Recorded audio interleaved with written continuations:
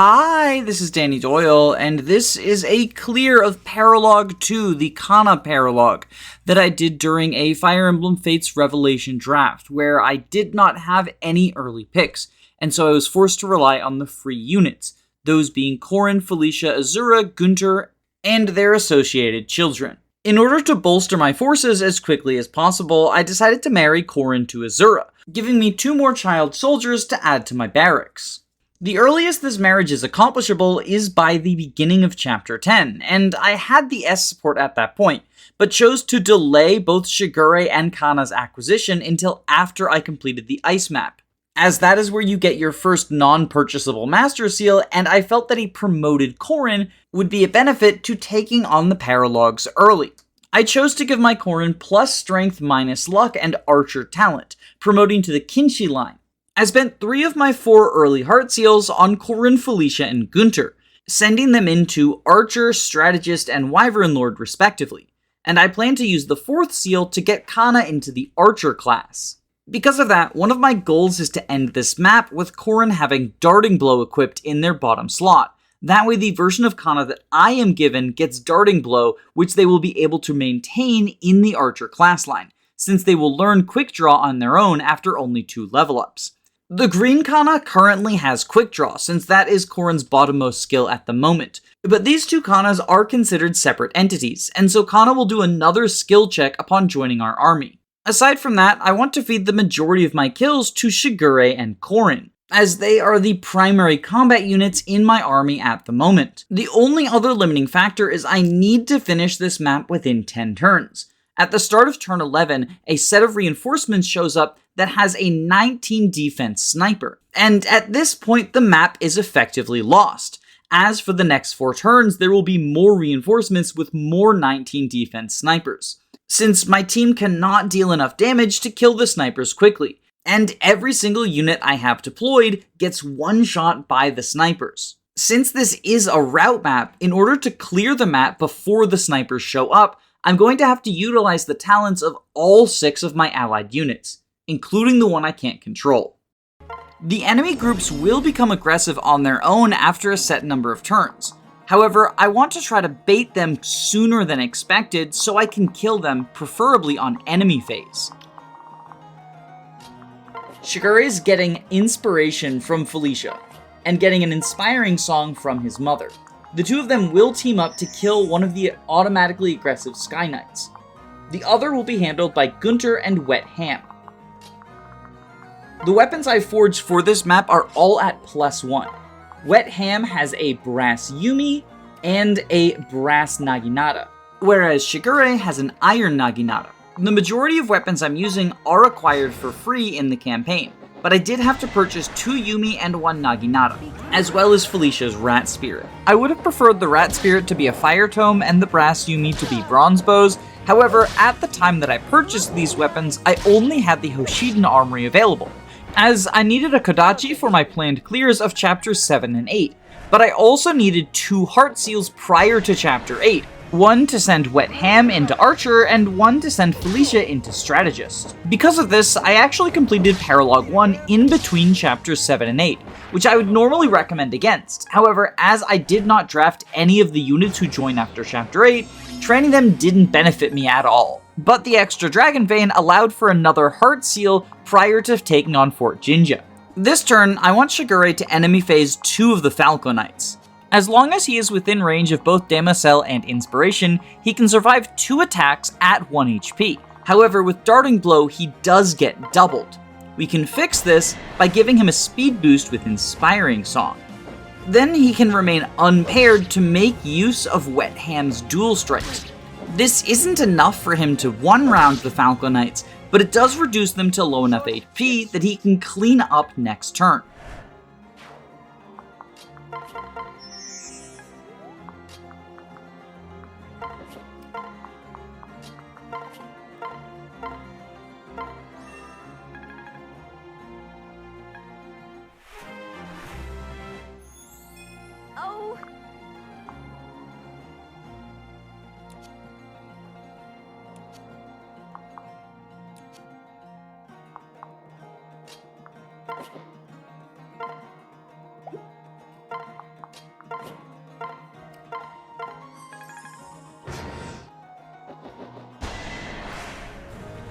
Here I am.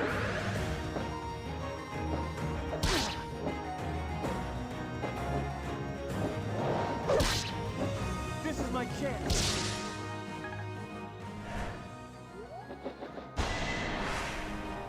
Let's go.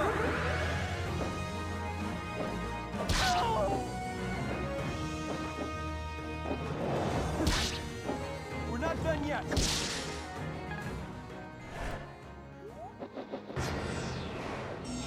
All three Falcos are in our range right now. I plan on killing them and ending with Corrin in range of the samurai, so that we can kill him on enemy phase.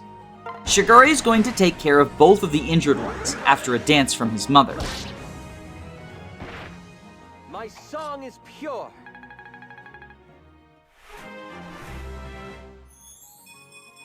It's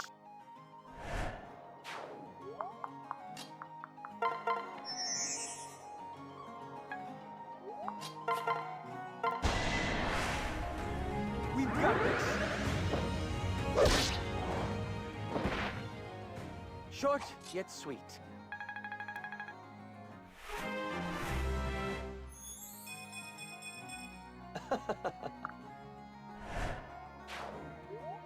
Corrin is just shy of the one-shot with the forged bow.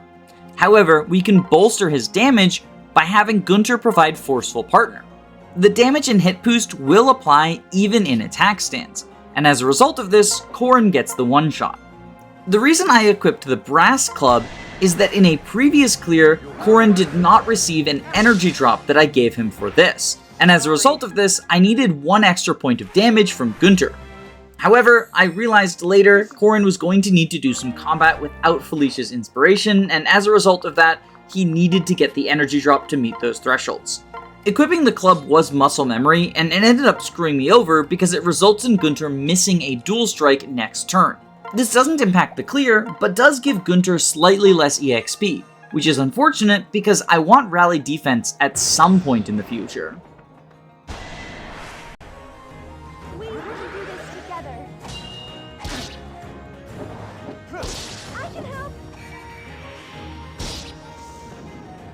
I can always count on you.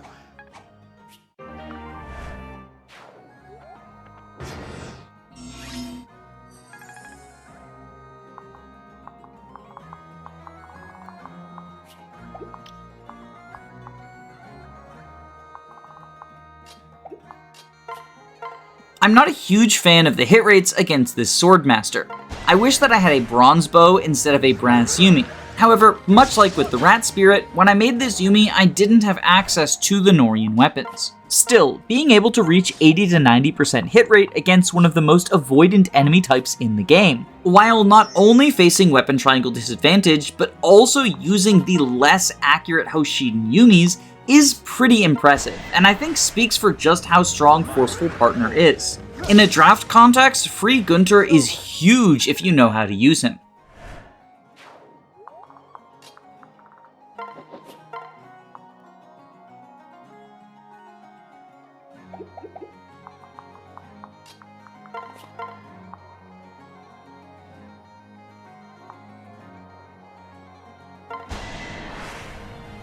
No need to wait. It's my turn. Yay!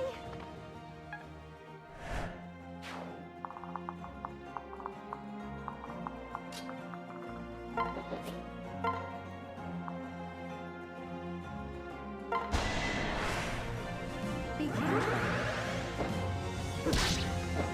This should help. Impressive skill.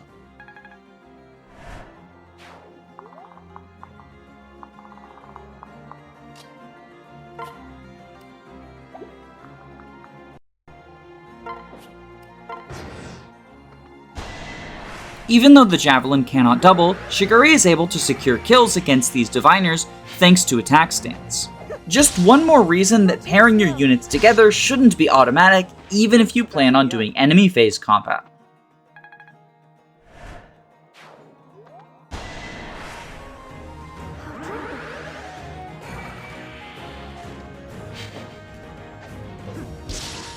This should help. Impressive skill.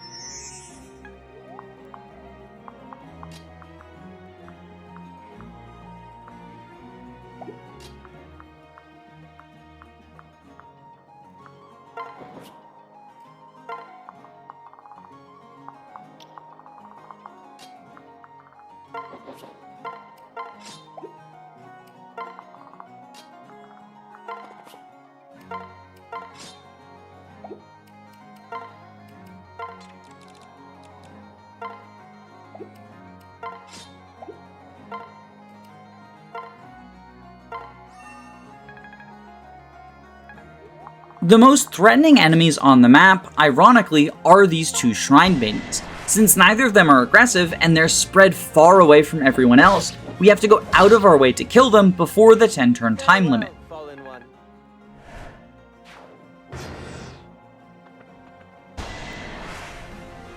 Whoa, whoa, whoa! Here's one more!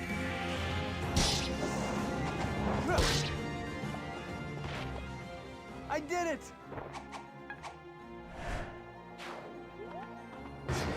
Shall we?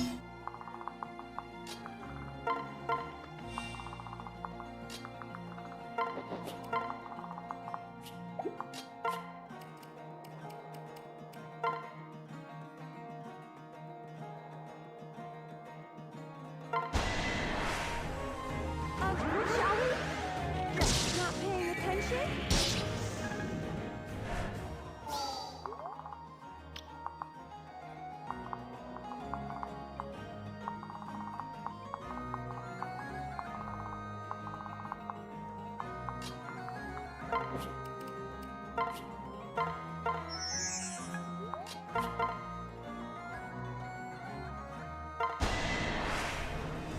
We can do this. Let me help. That went well.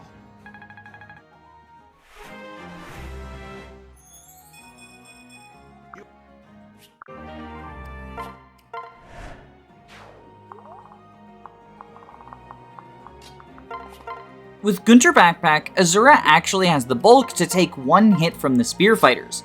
As a result of this, nobody is in danger of death. However, I would prefer that they attack someone other than Felicia, as I want her at full HP next turn.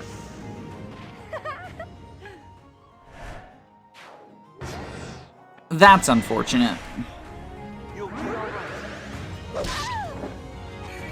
I can help too. Whatever works.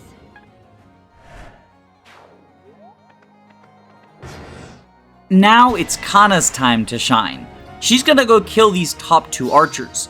I'll have Felicia take care of the bottom one, but unfortunately she does risk death by doing this. So she's going to have to heal herself first.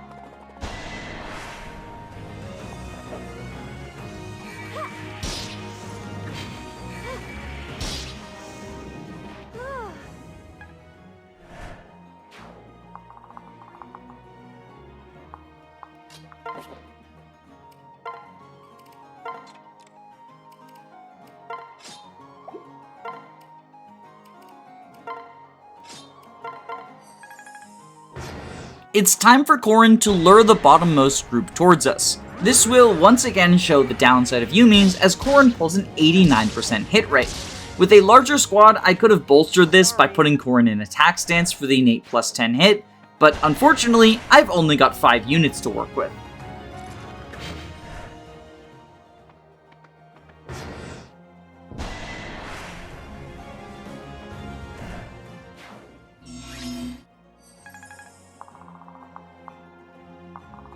The real reason Felicia went up north is so that she could kill the other Shrine Maiden. I actually needed to feed her the Chapter 10 Spirit Dust to reach this threshold, but I think it's worth it. The only other mage I've drafted is Elise, and she doesn't really need the help in the magic department.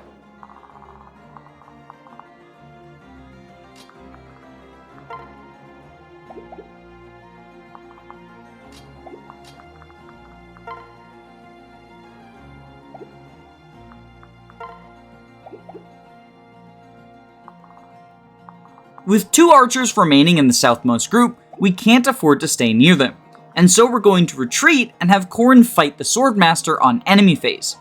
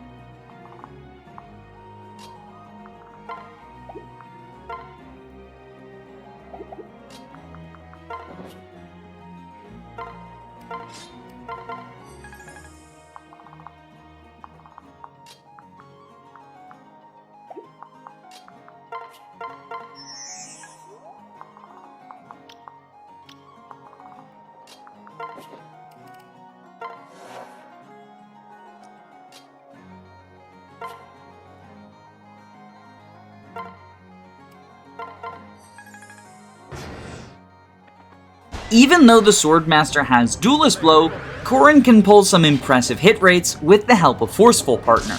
Another W for the Gunter.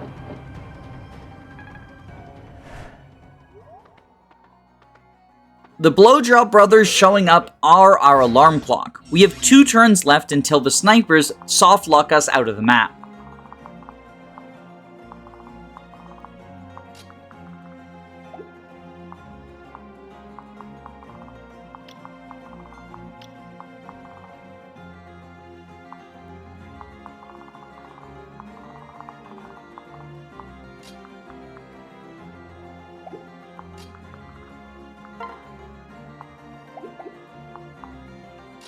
This is the most unreliable maneuver of the clear. I need Shiguri to kill both of these archers this turn, but he's facing sub 90 hit rates against all of them, and needs to land 4 attacks. I could have bolstered these hit rates significantly by giving him a forged brass Naginata instead of the iron one he currently has equipped, but I'm saving my money for an incredibly silly high investment build later in the run, so we're just gonna have to gamble. With a full team, the chances of failure would be much slower, as you can boost hit rates thanks to adjacency, and even just being in attack stance gives plus 10 on its own. But unfortunately, I don't have those options at the moment. You have my support.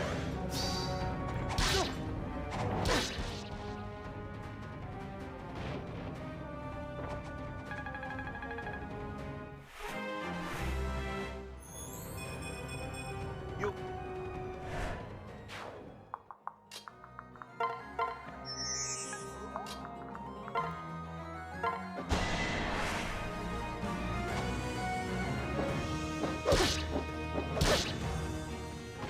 Try not to hate me.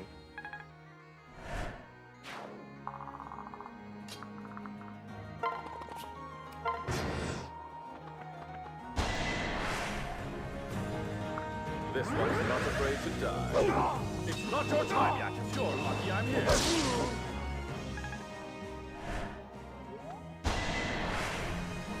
We will not fail.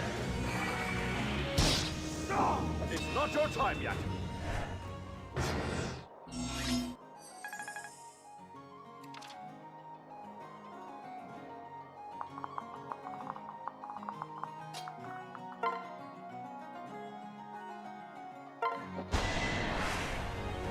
We won't give up. My song is pure.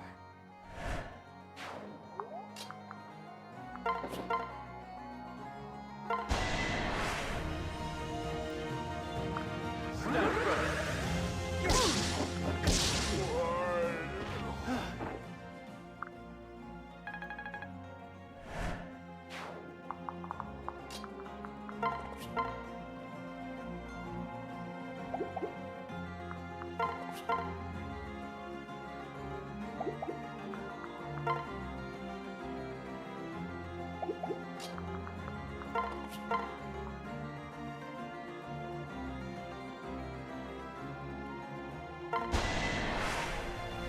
Ready for this?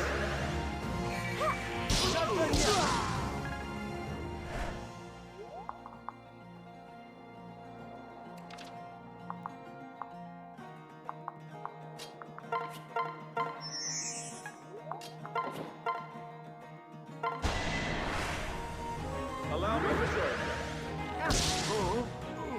That went well.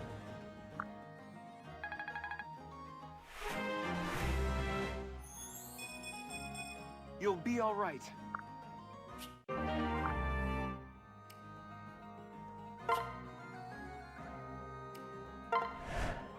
And there we are. The map is completed just on time. If I spent even one more turn, the snipers would show up, and I don't have a workaround to them. I found this really fun to plan out, and even though the reliability was not up to the standards I would like it to be, I'm quite proud of how I leveraged my limited cast to route the chapter. And the reward for all of my trouble is one of the worst units in the Fates trilogy. If I have any other interesting clears in this playthrough, I'll probably upload them as well. So subscribe if that's the sort of thing you're interested in.